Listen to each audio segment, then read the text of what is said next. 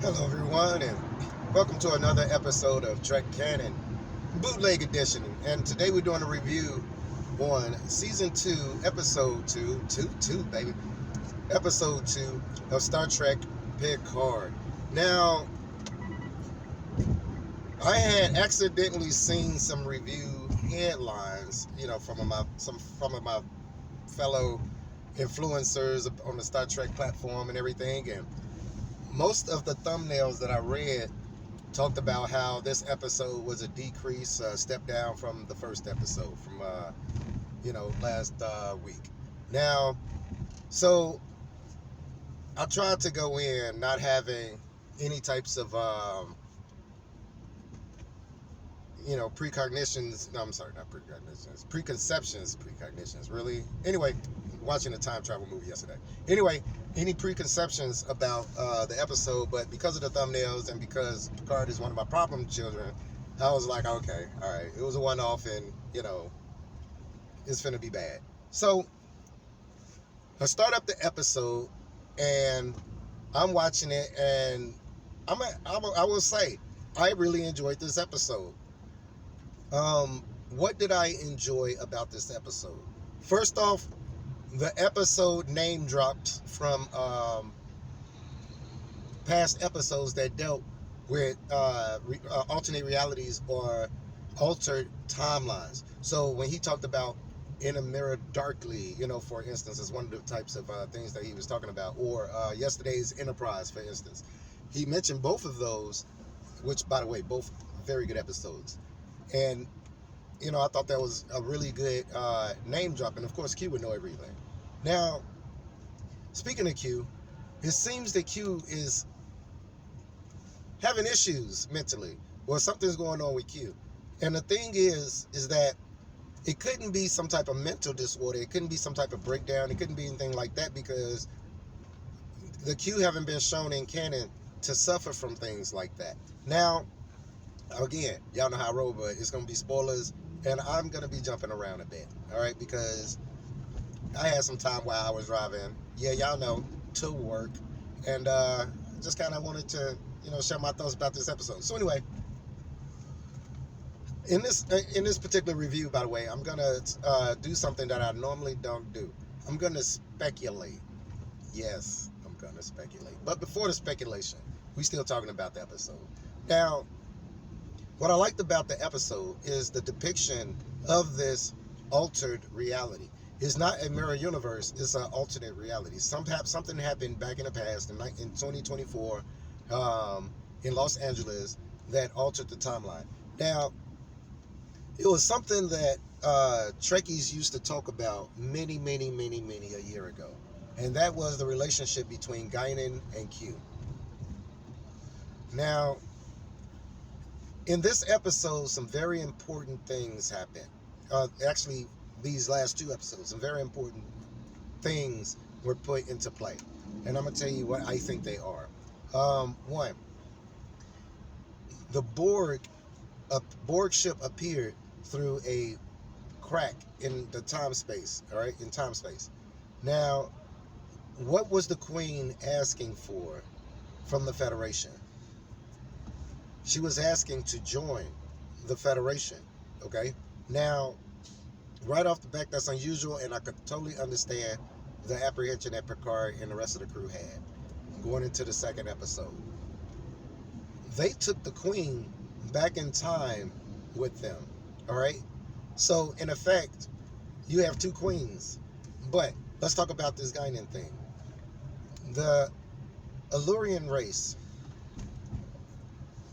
We know that Guinan, and the only other Illurian, I believe, that we ever met was Soren, right?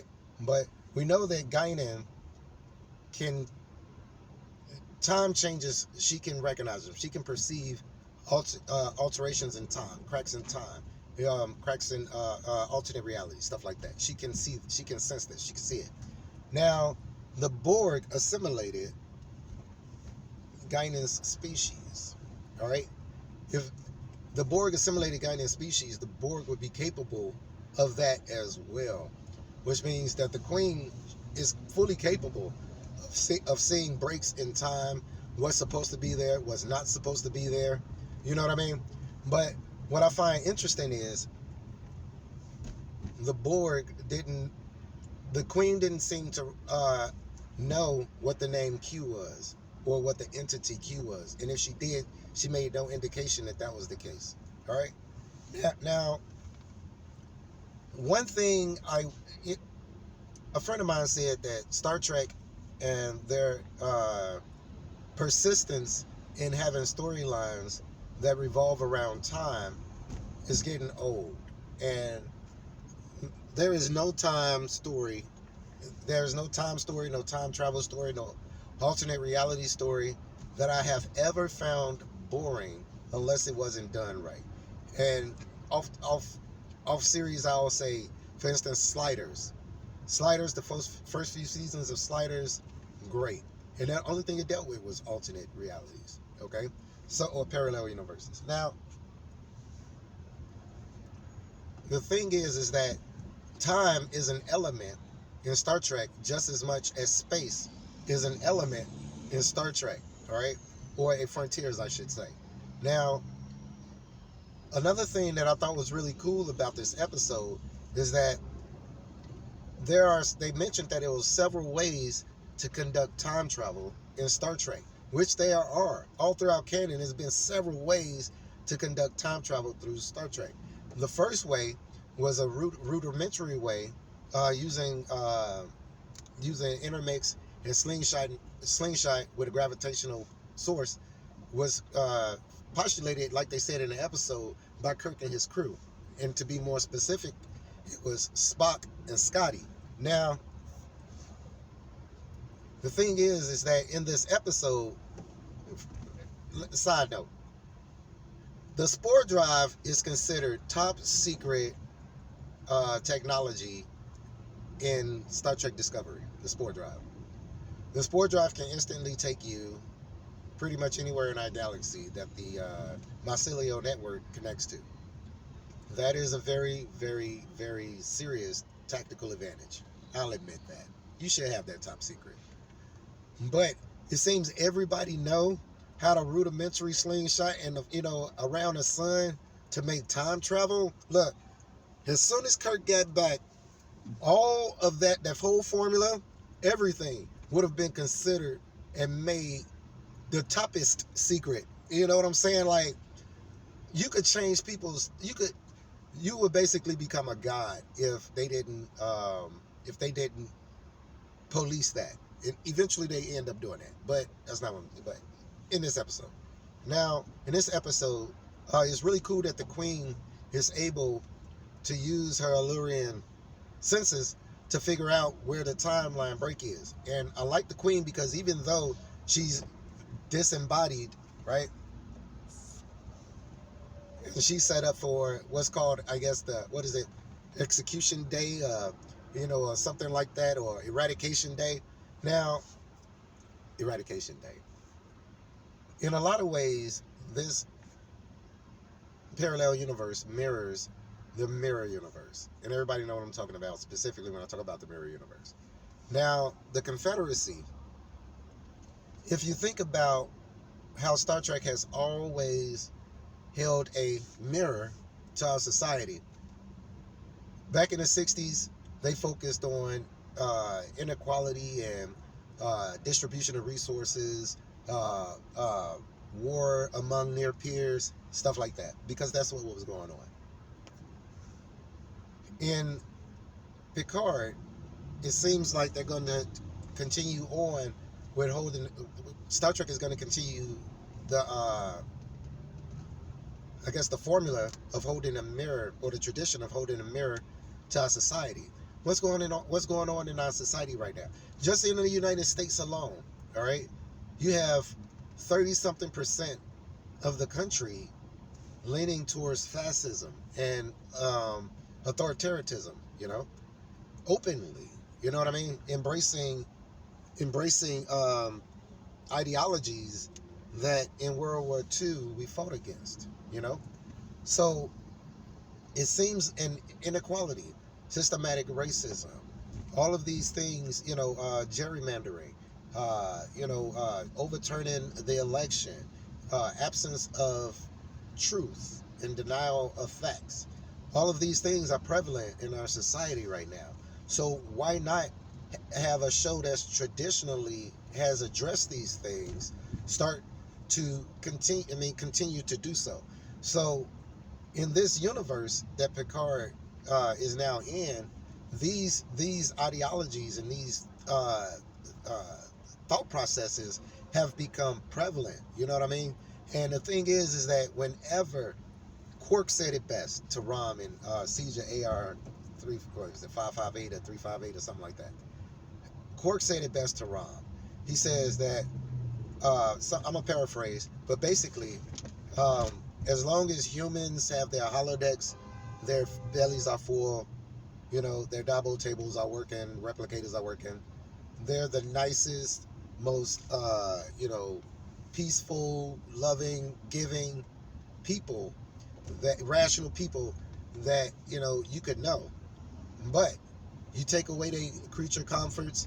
You stress them out. You put them in situations where as their fight or flight kicks in, constantly, and they will become as vile and sorry about that. For some strange reason, I got a call on my way to work, which is strange. Who calls somebody when they know they on their way to work? You don't get nobody no missions while they on their way to work. They already got the main mission. Going to make the money, man. Going to make the bread. Anyway, so back to what I was saying.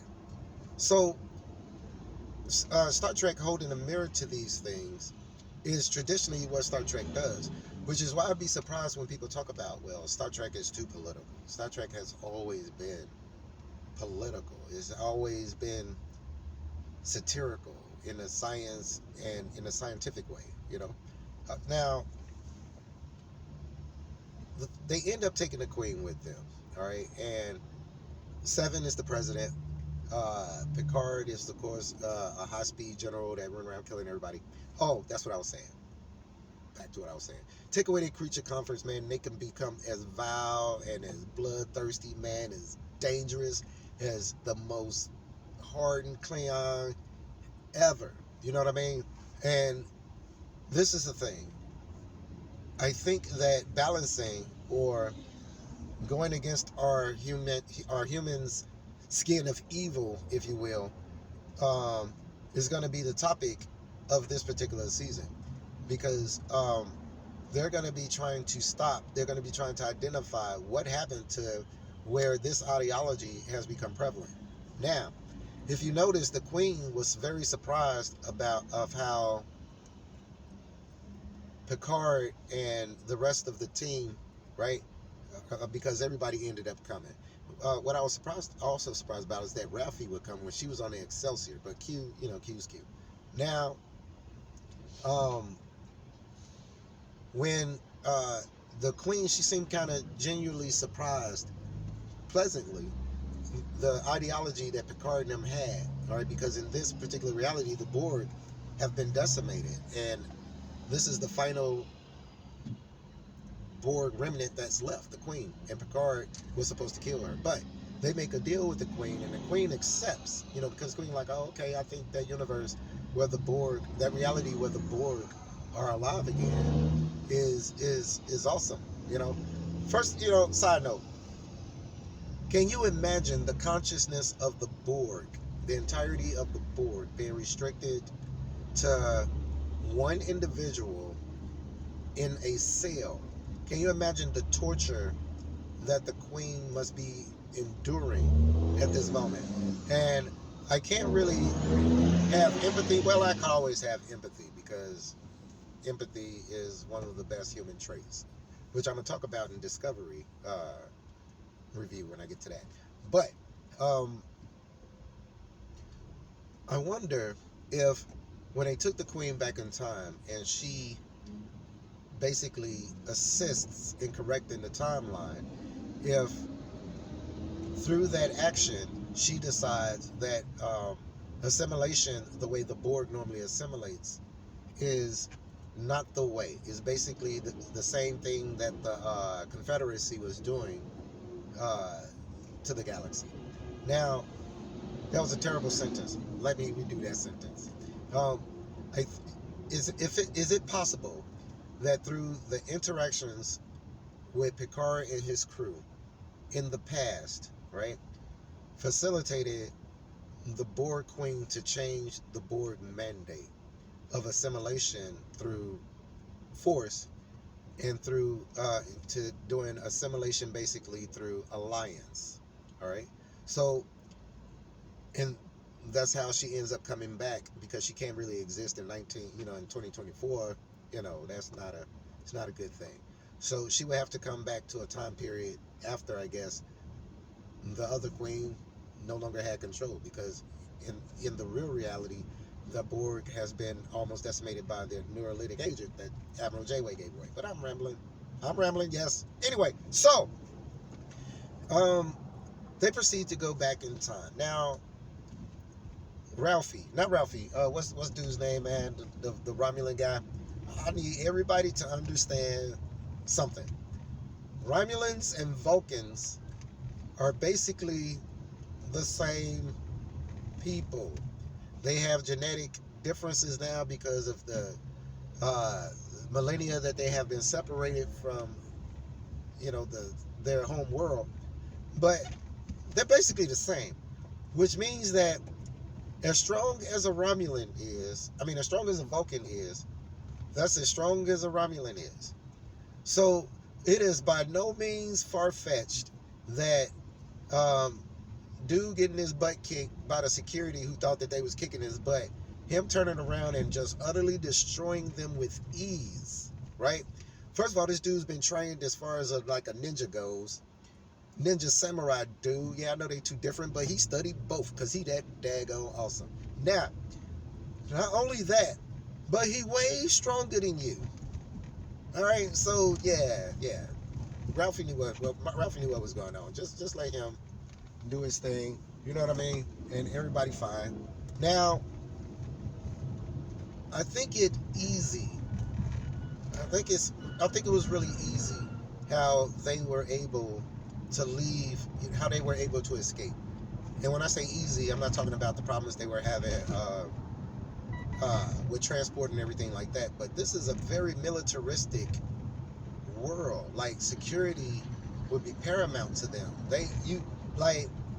Even in normal Federation, you just can't be beaming around and them not knowing about it and they being able to trace it and all that kind of stuff. So I would think that, security, to the fifth power of the Confederacy, when they say lockdown, that's what they mean. Lockdown ain't gonna be no ship in orbit that they don't know about that could just beam people around. I don't see that being strange. But did you guys see how easily Seven took to being the captain? Being a president. Because that's Seven things. Seven like running stuff. But also, I really like to say kudos to the writers of how they had Seven analyze the change in reality for her. All right, how she got in the mirror, how she went through all of her senses really quick. Like how the logical steps she took to identify, okay, am I dreaming? Is this real? But the only weird thing about that is that all of those senses, everything that she did would work if it were a holodeck. All right, I don't recall her saying in that interaction with herself, computer freeze program or computer, or any arch or anything like that most people would go through who had a similar issue like that in Star Trek. So kudos to the writers for having to go through that, but they should have included the reference to, hey, let me make sure that this isn't a program. All right, the AI in Star Trek.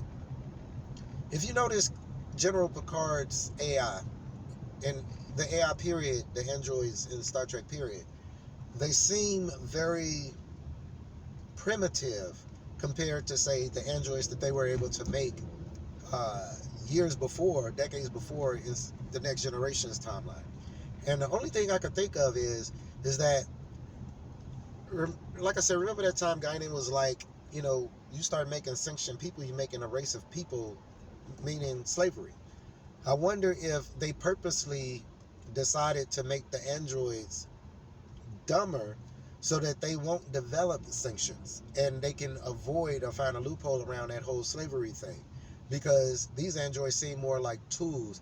How they load the data, you could ask Data a question and he was Johnny on the spot, instant. Like, I don't care almost what calculation you gave him. Data was, you know what I mean? So, he asked her about Laris. He asked the android dude about Laris, and he thinking all hard, like, hell, my Alexa answer questions faster than that. You know what I mean? So they're gonna have to do something about that. But that is explainable, I guess, in Trek. But I would think that there would be a way for you to have way faster responses and better androids that don't seem so androidy in the Star Trek canon, which, because they've pictured them like, it's all kind of androids I can name, all types of androids I can name. The Rook androids, Soon androids, fucking mud type androids, B12 type.